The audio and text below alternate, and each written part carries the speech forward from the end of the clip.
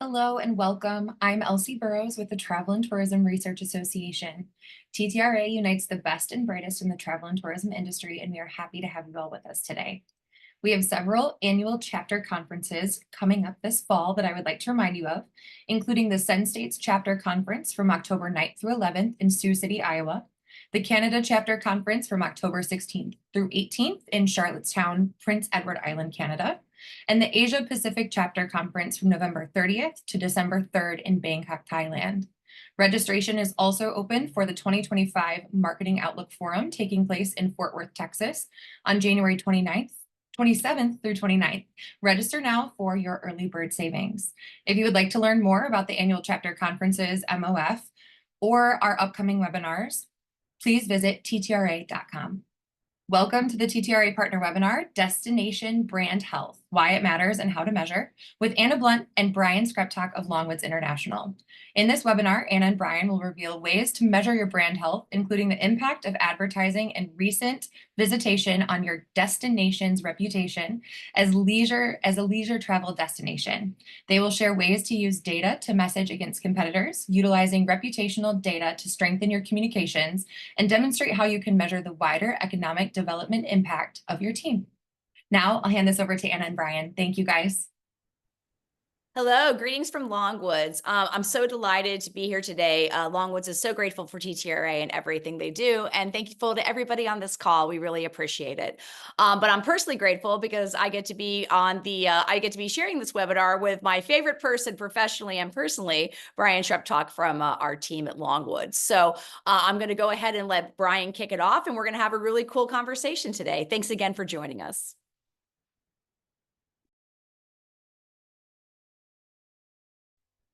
Thank you so much for that introduction, Anna. I very much appreciate it. And once again, thank you, TTRA, for hosting us. We very much appreciate it. And we're so excited to be here today. Again, my name is Brian Skreptak with Longwoods International, and I'm ready to jump in here. So that being said, today we'll be speaking about the importance of your destination's brand health, especially since we know now that travel has become a top priority for consumers today. We'll be discussing why Longwoods International knows it's extremely important to monitor your destination's brand health, and we'll also talk about how we go about measuring this for our partners in the industry. First, before I start digging into brand health assessment, which I know we're all here for, I just want to give a quick, brief overview of Longwoods for those of you who are not familiar with us on this call. But in short, we were founded in 1978 as a market research consultancy firm. We have been focused in tourism since about 1985. And believe it or not, our largest and longest running product that we currently offer actually started fielding quarterly in 1990. And yes, back then we were doing these on postcards. Imagine that.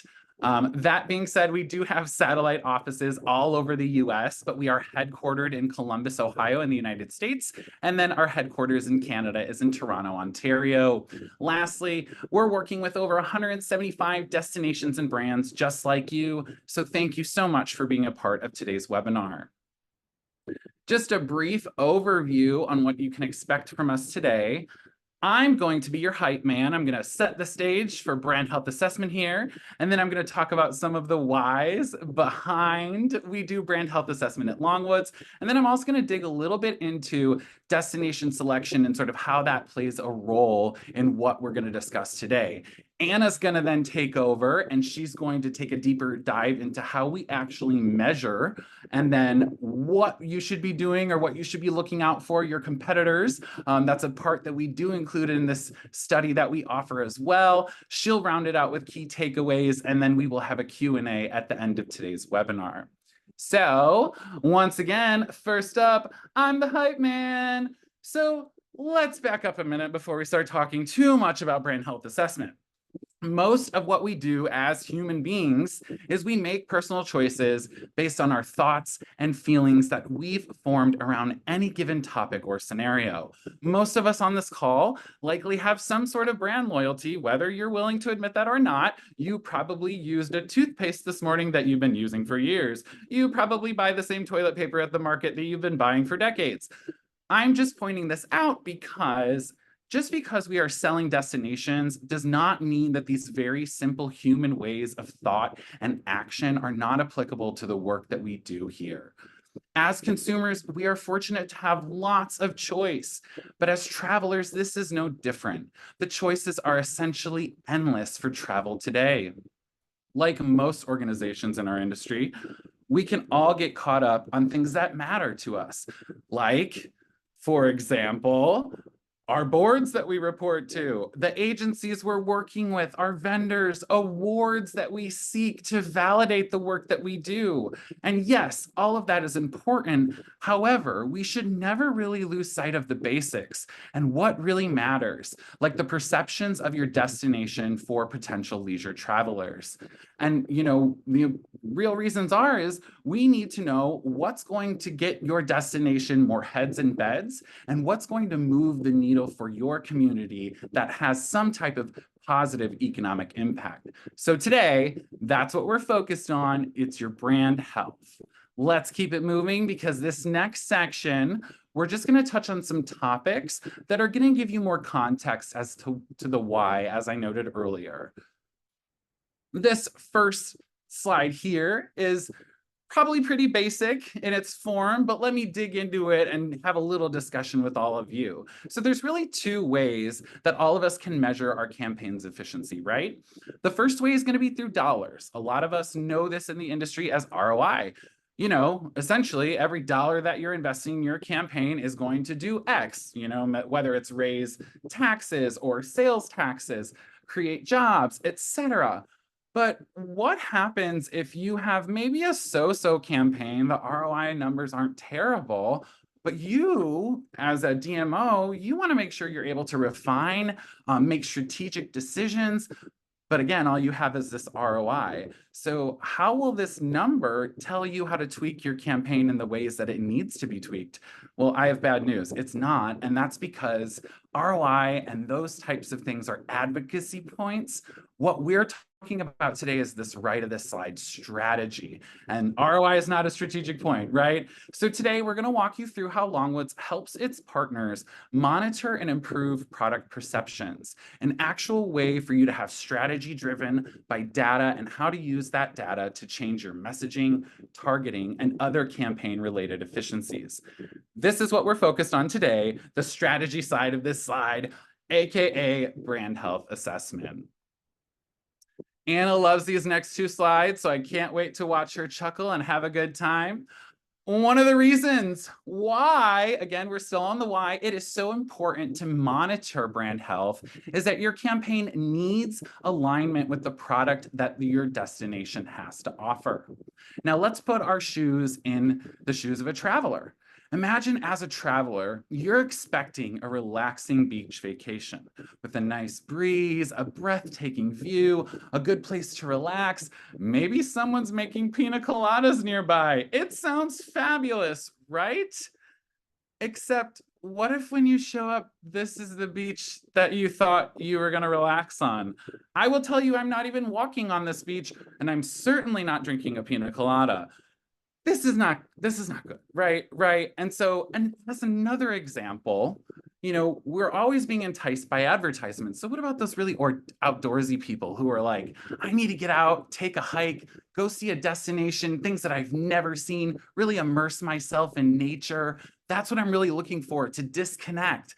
But instead, you end up essentially hiking a dilapidated industrial wasteland. Now, what?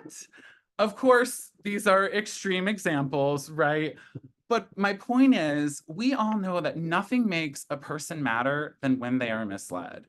And again, I gave you extreme examples, but what I'm pointing out here is it's the misstatement about you saying your destination is one thing, but those expectations falling short in reality. And this is a crucial piece of the why it's so important to be constantly measuring your brand's health.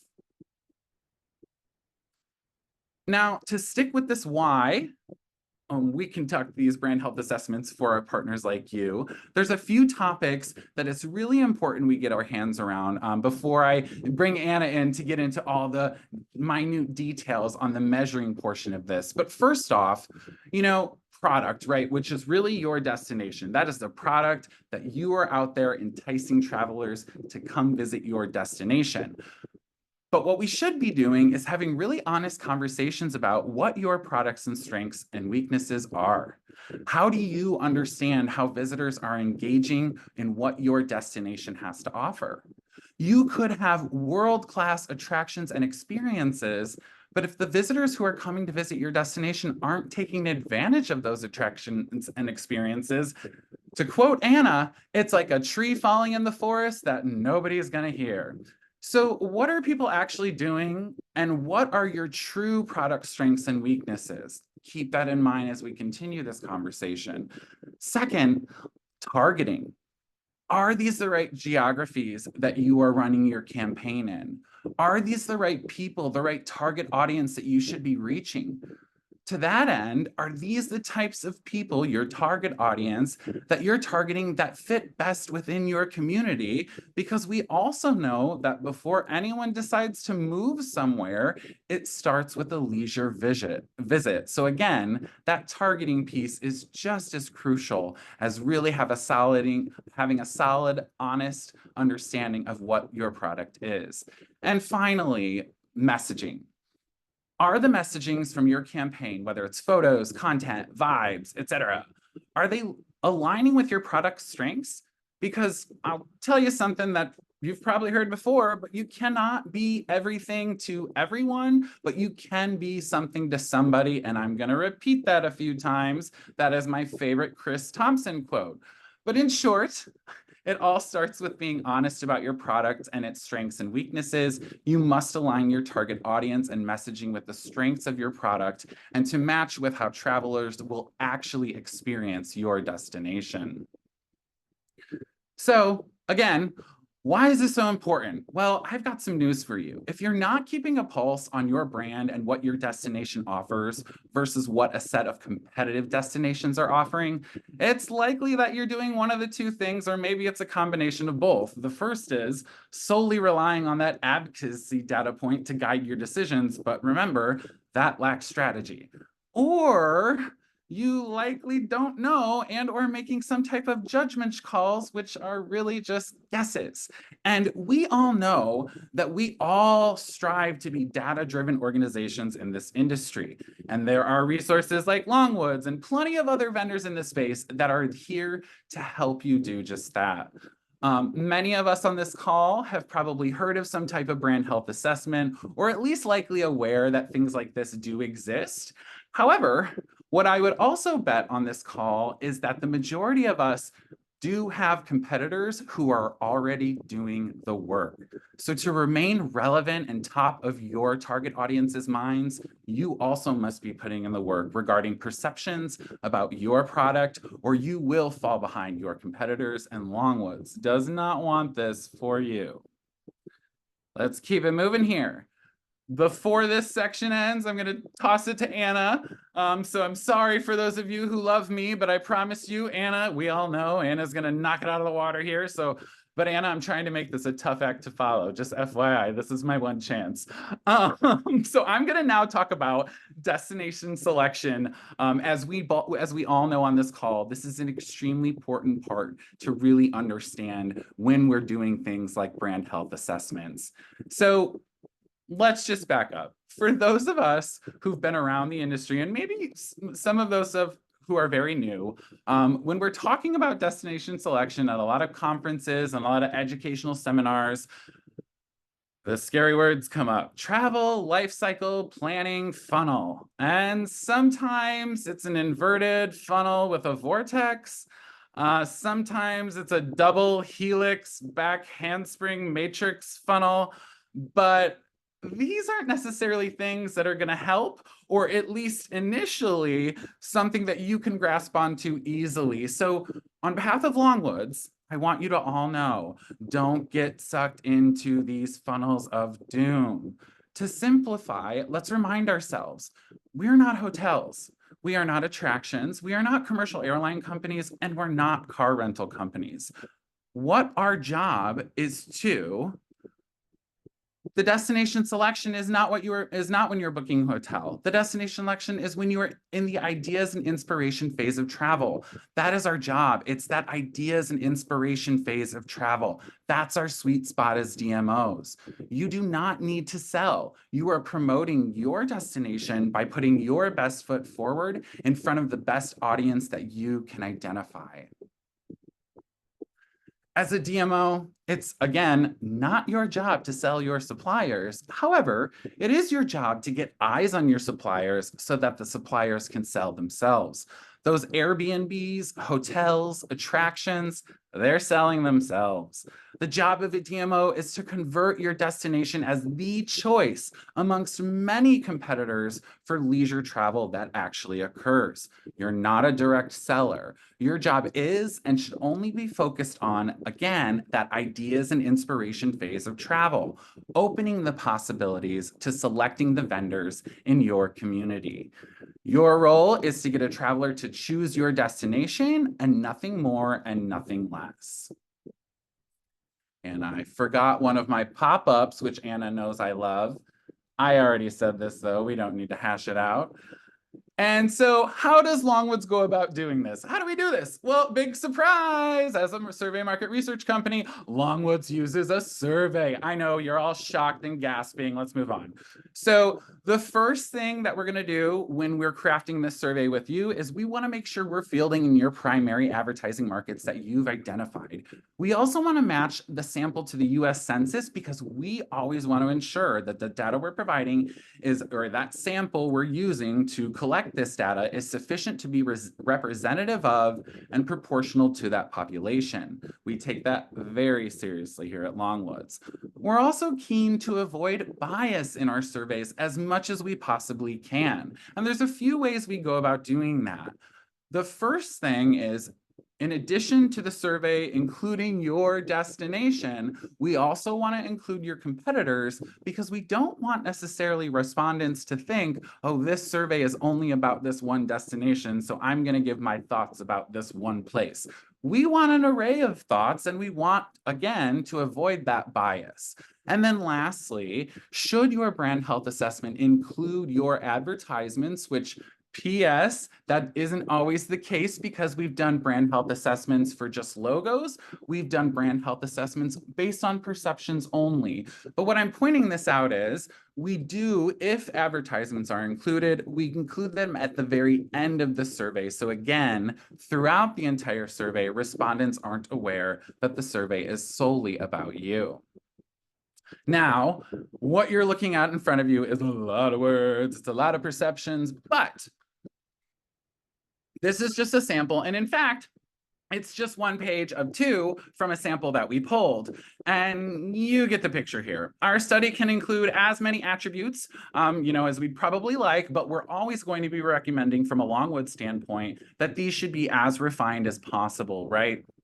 However, just because you have a refined, robust list of attributes and perceptions, which I'm using those interchangeably because some of these you could call more attributes, some of them are perceptions based. We're still in that brand health assessment realm here.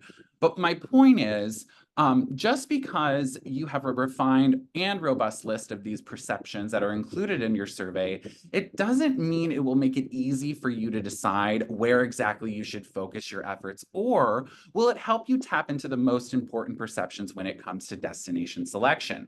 So, of course, Longwoods produced a solution for this. After decades of doing this type of work in the tourism industry, we have identified a specific statement that resonates most among travelers when in the ideas and inspiration phase of travel. We use this statement to correlate against all perceptions included in the study to produce your top 10 attributes and perceptions, also known as hot buttons. These are the leisure travel attributes most closely correlated with destination selection. There's a few things about hot buttons, though, that I want you to be aware of. Remember, I said we like to avoid bias. These top 10 attributes or hot buttons that we're talking about here are going to be the top 10 hot buttons for your target audiences, no matter the destination they end up selecting. So with that in mind, and now that I've clarified that, it should be stated again.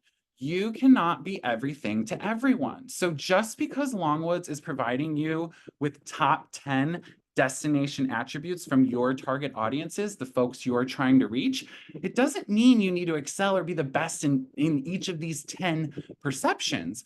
Rather, it's a guidance to help you lean into your product strengths and consider ways to stand out amongst your competitors to ensure, again, you're putting your destination's best foot forward in its messaging and marketing efforts. And where's that saying that we all love? You can't be everything to everybody. So here's an example of hot buttons. And this is just a potential example of hot buttons. But for this example, this destination's target audience's top 10 destination perceptions that are most important to their target audience during the ideas and inspiration phase of destination selection, again, regardless of destination. They must be a fun place for a getaway, an exciting place. It must provide a unique experience. Be a great summer getaway. It has to have interesting cities. It's good for couples vacations and getaways. Be a great place for families. It has to provide opportunities to escape and unwind. It has to have lots of things to see and do. And it's a vacation where there is a real adventure.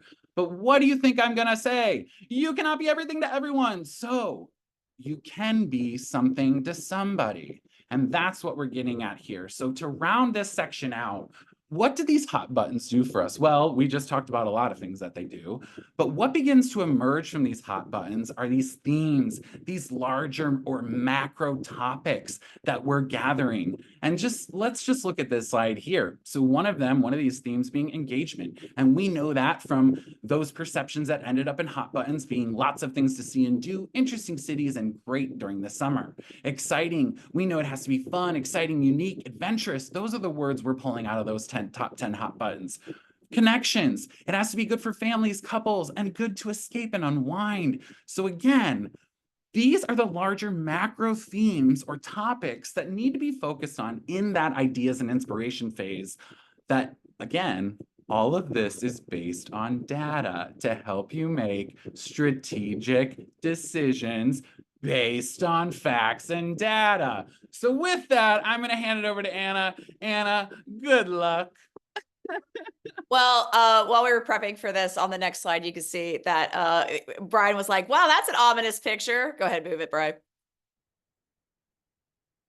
So it's not ominous, but I don't mean it to be ominous. I like to have a slide with a picture to have like a little conversation. And before we talk about anything really about surveys, there's a lot of different kinds of bias. And I just want to kind of investigate some of that.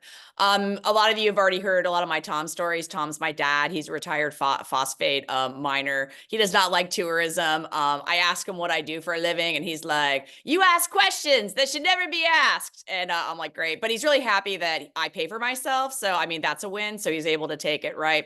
And I say that because you have to be really careful about how you answer questions. I started my market research career at Publix Supermarkets Incorporated, and that was, with the grocery store. It's now almost in 10 states.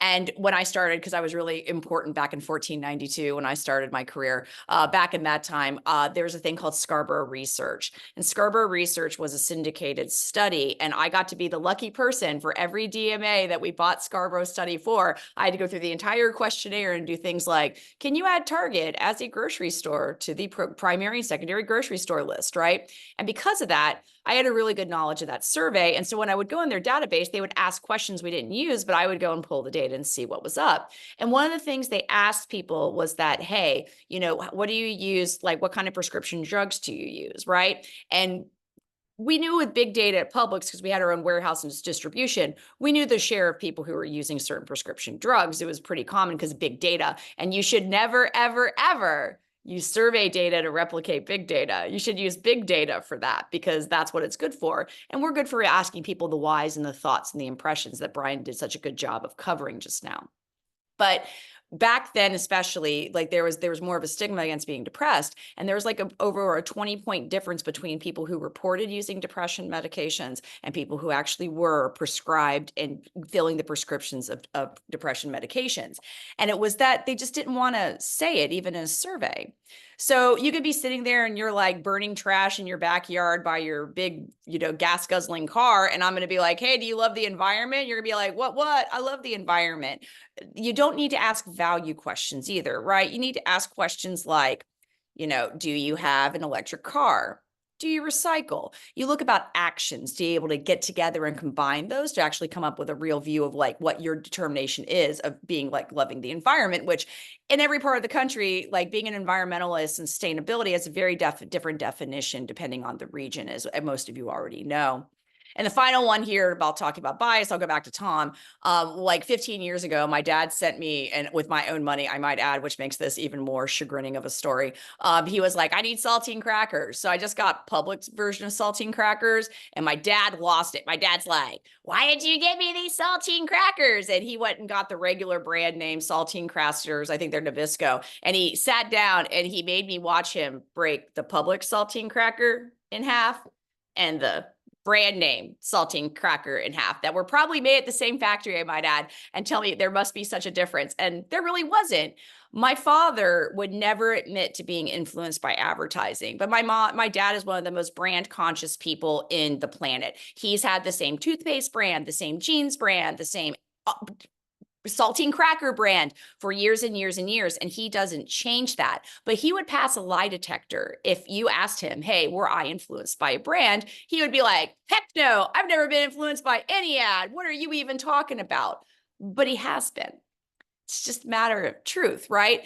And so they're conscious and subconscious motivators is what I'm trying to say.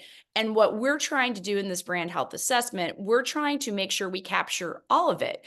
And the way that we do that, guys, next slide, is going to be through control groups. So there are two ways to kind of do a control group, right? You can do a benchmark study and then a post study, which we do it along with as well. But what I'm just suggesting in this one is that you can just do one study and you can analyze different groups of respondents. So what is a control group for, those of you who are like, what? Basically, we're trying to determine causality by isolating the effect of the independent variable. So what does that mean? So I use the control group. So the people who are like, no, I don't eat bananas. I'm trying to find out something about people who eat bananas. I know the natural occurring behaviors of people who don't eat bananas because they're the control group. What's different in my banana eating group? That's going to be what we call an experimental group. I did steal a bad illustration from the internet to prove that. So you'll be able to see that in a moment. So we're going to be able to get a little detail here, right? So next slide. There we go. So the first way we're going to talk about control groups is how we're measuring the impact of your visitation. A lot of the partners of TTRA and including us, we do qualitative research. Qualitative research is a very useful thing when we're talking about digging in deep to find out what the motivations, the thoughts, the preferences of people. But guys, if you're going in front of a board, sometimes you need a number. And we've already established from what Brian said that the ROI number, maybe it's not going to do it. What we're talking about is we need to give you numbers at the impact of your advertising on your reputation as a place to visit on a leisure trip. That's exactly what we're measuring. And we love the ad hoc comments. We love qualitative research. But sometimes, guys, you just need a number. So let's talk about how to get to that number. Brian, let's show him the bad illustration that I stole. Sorry, guys. Thank you, Google. We definitely did not design this.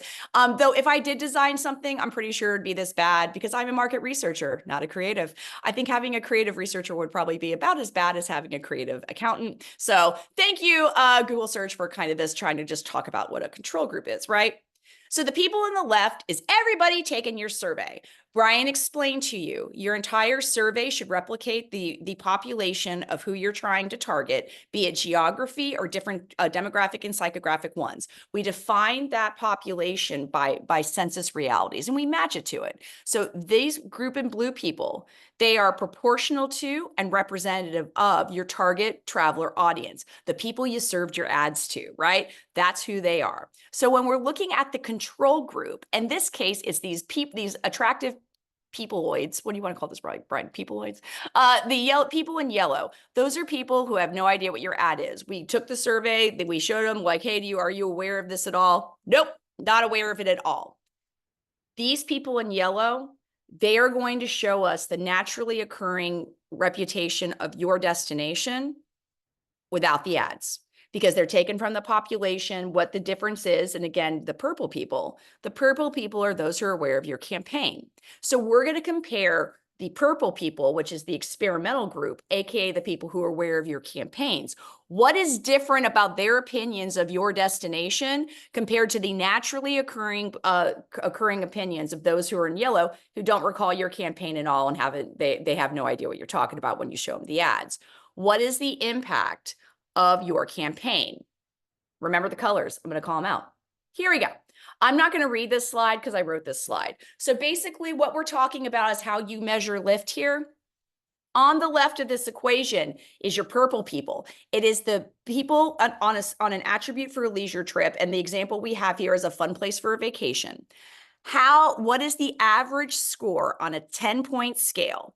If you are between 8 and 10, what share of those people who are aware of your campaign strongly agree that your destination is a fun place to visit? Cool. Well, not all those people think it's a fun place to visit because of your campaign. There are naturally occurring people in that group who already think that. That's why we go to the control group in yellow. So in yellow, it's going to be on the right.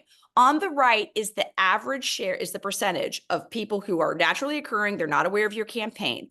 What percentage of those people strongly agree, 8 to 10 on a 10-point scale, that this destination is a fun place to visit?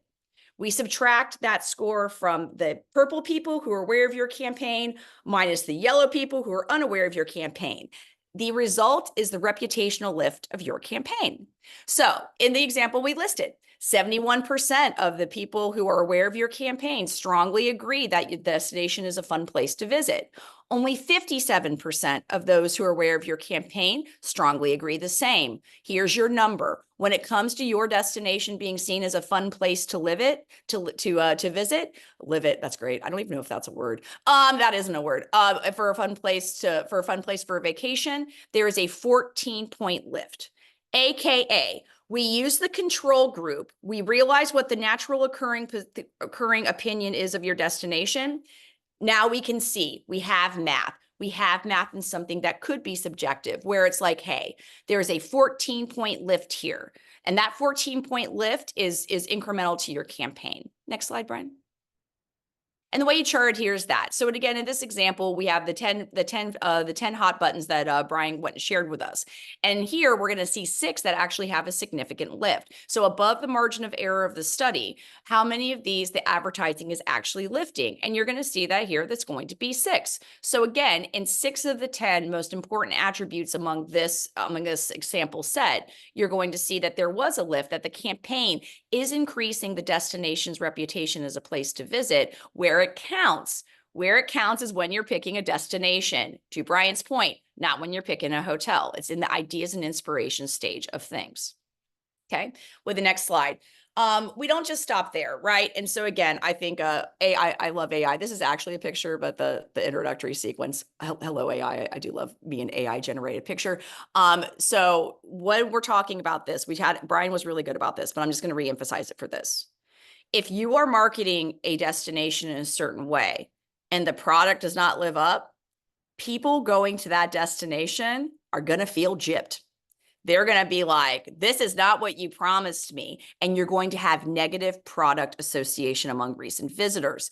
You got to measure it. You got to make sure your campaign is hitting and is properly representing your destination. It's absolutely essential. That's why we do this. Next slide. So back to everyone's favorite purloin diagram. When we're looking at here, the blue people remain the same. That is the sample for your survey that is representative of your target group. So this is proportional to and representative of all the travelers your ads were targeting.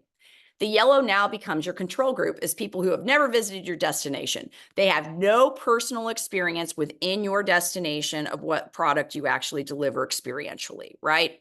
We're looking for recent visitation. And our definition in the last 2 years is going to be the purple people. So again, here's our lovely lots of words. All it needs is some numbers, and you can prove that I'm a market researcher, that I put this on a slide, sorry. But anyways, the purple here is people who have visited your destination in the last 2 years.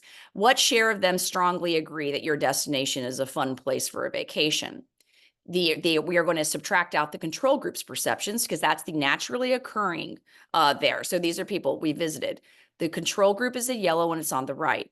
What is the perception of those who have never visited the destination? Because those are naturally occurring, beliefs about your destination.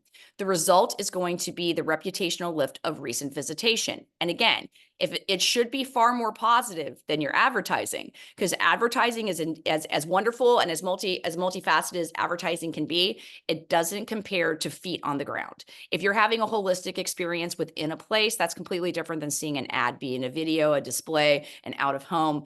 Being in the destination is different, right? So we're trying to measure what is the lift of the reputational lift of this visitation, primarily to make sure that your advertising campaign is actually properly preparing people for things, right? So in this case, 77% of those who have recently visited your destination strongly agree your destination is a fun place for a vacation.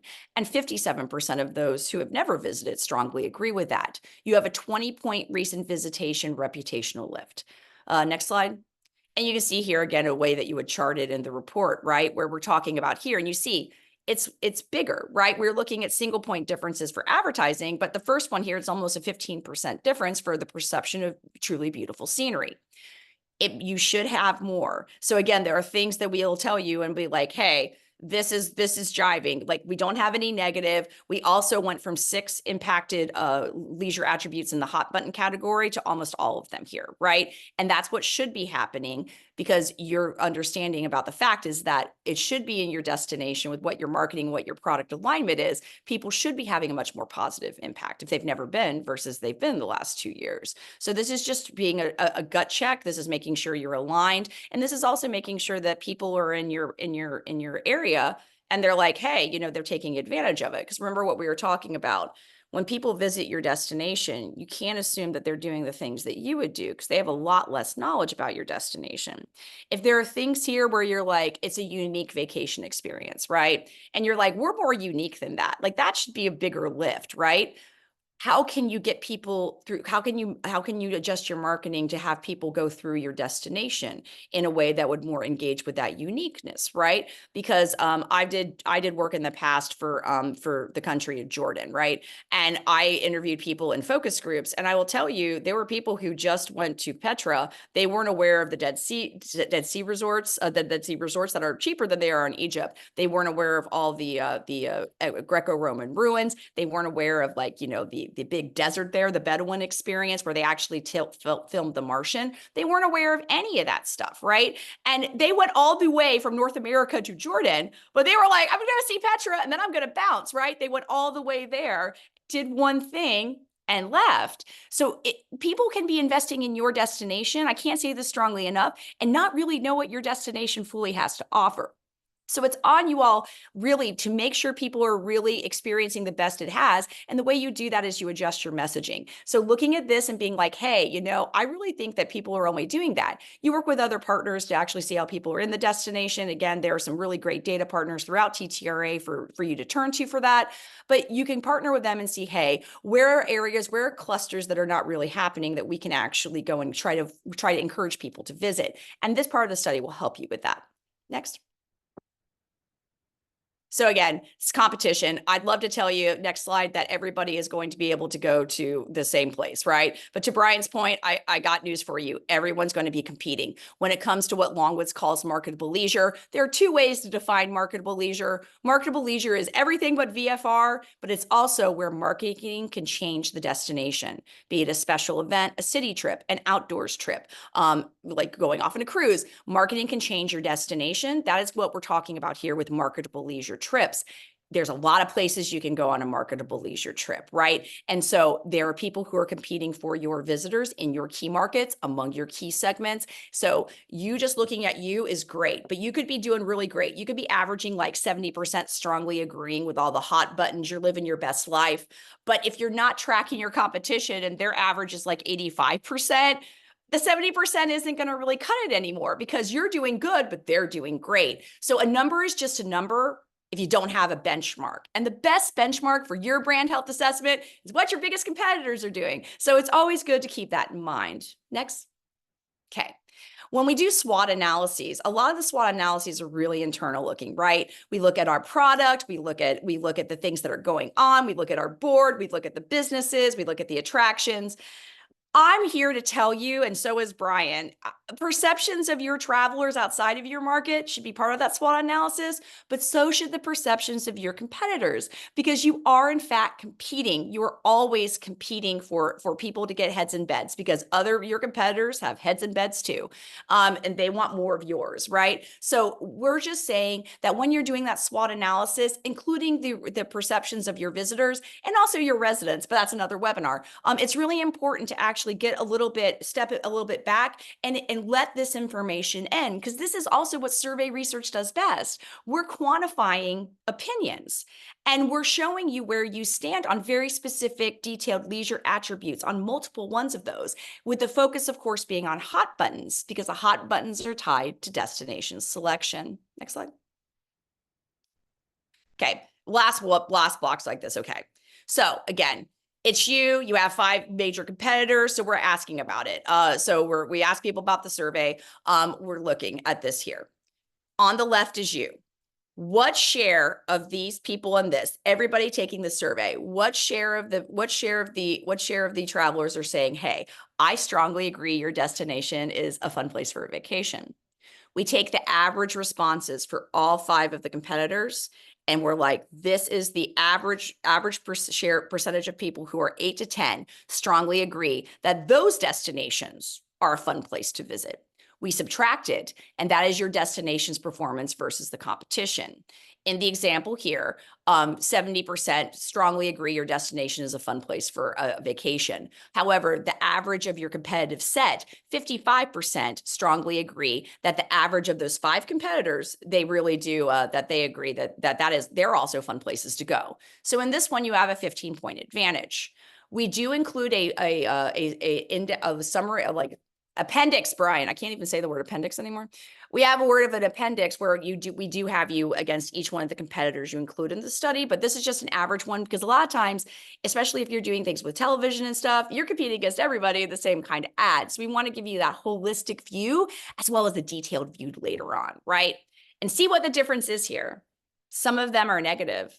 They're going to be negative. If everything's positive, you probably need a more vigorous competitive set. And there's nothing wrong with that, right? You need to be realistic about when you pick a competitive set. There are some competitors you have that are stronger or weaker, but almost every single one, and we do this across the United States and in Canada, everybody has strong and weak competitors. Everybody does. And having those in there to have a holistic, realistic view of where you stand is really important, because you're not trying to, again, what we told you, boards are important. All these things are important, but you're really trying to see where you stand with your competition so you can really get a grip on it.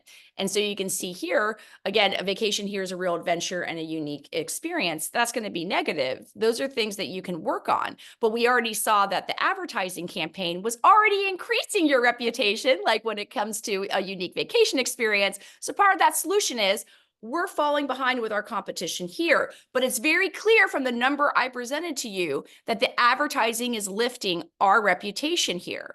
We need to get the ads out to more people. So you have a data-driven narrative of why you need more money, where you're like, we're weak here. Our ads have proven to be successful. We need to show our ads to more people. We maybe need to break into a new market. We need to break into a new segment. There's proof on that. Okay? So again, not to belabor the points here, but we just want to definitely leave you with kind of a little summary here before we take over to questions. But again, we're talking about a reputational lift. A reputational lift is measurable. It's measurable because on the bottom here, we use control groups. The control groups show us what the naturally occurring opinions are. That's your baseline. That's your floor. The advertising is the incremental lift. It's the incremental lift in your reputation as a place to visit. There are so many attributes to a leisure trip. There are so many. We always are like, you need to pick the ones that are tied to destination selection. Our study does that in a proprietary way, and those are called the hot buttons. Those are the ones you need to be marketing towards, because to Brian's point, Our job as destinations is to have people looking at service providers within your area. We are selling the overall experience. We are not selling services in a general point. I'm telling you, I go across the US. You have there are some of the greatest partners all over, from cities to more rural areas. These service providers know what they're doing. Attractions with outdoorists, like they know what they're doing and how to sell. Your job is to funnel people to them, and they can worry about the funnel and the inverse funnel and the double inverse funnel and the little 10 font stuff that goes to the points to different parts of the double inverse funnel. They know what they're doing. Getting eyes to them is our job. And the final one is, a number is just a number. You have to see where you stand with your competition, and you got to counter program. If there is product strength that you don't feel that is being exhibited by these people who are visiting your destination, market to it, change your messaging a little, target those areas. And so we're back. So thank you very much for your time. We're happy to answer any questions that you might have, and we're really grateful for the time that you've spent with us this afternoon. Thank you both. It looks like we have one question in the Q&A. How often should a destination do this kind of study? Brian, I'll give that to you. Yeah, so I think it depends on what your destination's goals are, right? So there's some destinations that do strategic planning every 5 years, but it also depends on what's going on with your campaign. If you're in the midst of a rebrand, what my suggestion would be is to give yourself at least a year with that new campaign. You need time to resonate and market. And then what we can do is do a brand health assessment after that first year and help you tweak that campaign, refine it. And then after that, what I would then suggest the following year, maybe the year after, is to do a full ROI, which will include a brand health assessment. That is the Longwoods full ROI program. Therefore, you're getting both. You're getting that advocacy piece, and you're still getting that strategy piece. So it really depends on where you're at as far as timeline goes. But if you're interested in talking more, feel free to reach out to me. I'd be happy to walk you through and give you any of my input. Awesome, thank you. We've got 2 more questions that just came in. So our first, how do you ensure the control group is an exact lookalike of the exposed group?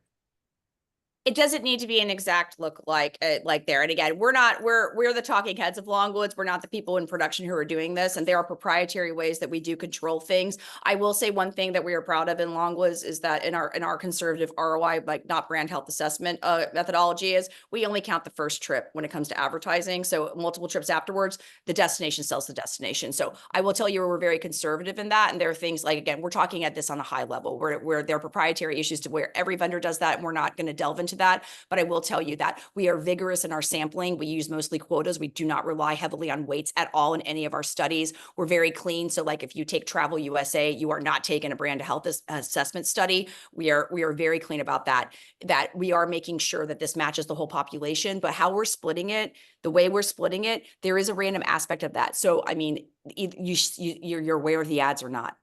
So sometimes it's 30% who are aware of the ads. Sometimes it's 50% who are aware of the ads. But that's just based on how many people actually saw the ads. And then we move it that way. So what we're trying to do is really represent the two populations. And where the experimental difference is, were they aware of your campaign?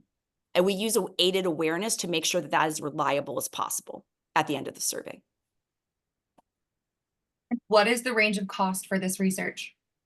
The range of cost, Brian? It depends. So on the top end, we're around 60 grand. We do offer a brand health assessment light version. That's around 30 grand, but we're happy to talk about more specific pricing details offline. If anyone is interested in that, again, feel free to reach out.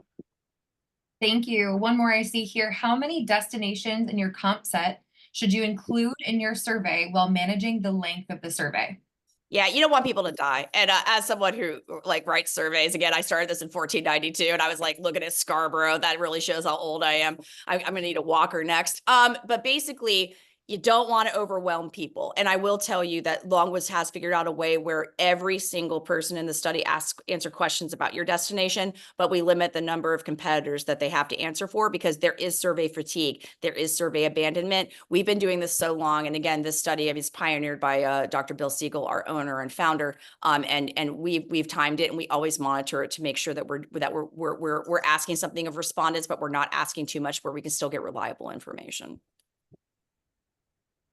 Wonderful, thank you. I don't see any other questions right now. Anyone else? Give it just a moment here. But thank you, Anna. Thank you, Brian. And thank you to everyone who joined us today. If you have any further questions, please don't hesitate to reach out to Anna, Brian, or TTRA. For TTRA members, you'll receive free access to this recording in the coming days. Anyone who's a non-member can purchase this recording for $30. I also want to remind you to register for our next Think Tank webinar with Anna and Dr. Whitney Nolenberg, taking place next Wednesday, September 25th at 2 o'clock Eastern. Thank you all again and have a wonderful day.